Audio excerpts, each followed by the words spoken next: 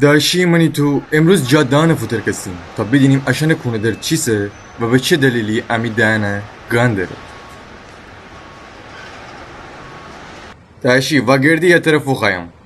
آخه بابا مقعدشو عمل کرده اومدم عیادتش. تو تیپر کنه خله واسیب امای شمال. آره دیگه. کویشینی بره تهران. تیکون با کیران.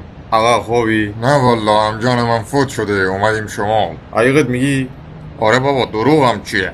او گاوو کسی بغل چرا خنده بودن داره بره؟ سر و مچش کلن اینجوریه. چجوریه؟ شما ببخشش دیگه ول کن الان. ری گاوو کسی سر مچه دیری نوان. مصور محترم تره بگیریم تبسنج طرف بخواهیم تره بریم فل پوشت. و ادامه گزارش توسط امی همکار آقای کونکشنیا. داشی اونی تو امرو رنده تاکسی ها نبودر کسیم تا بدینیم عشان کنه در چیسه.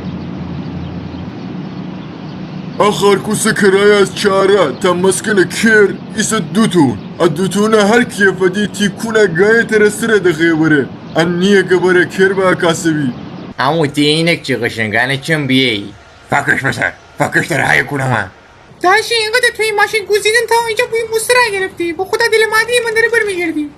مسافر گم آقا ماسک بزن من که فکش بابا ماشین درون انا فوقه من نیه که بره مردم همه Aha برادرش که همه برای جانیب چه پیس داشتی منی آقا ایده دختره ایده بوشکه وایتکس باردو ماشین درون تمام بی کرپره تمام سویده گوده بره اگه تو شاعری من بچه شیرم دو لنگت بر هوا کونت بکیرم.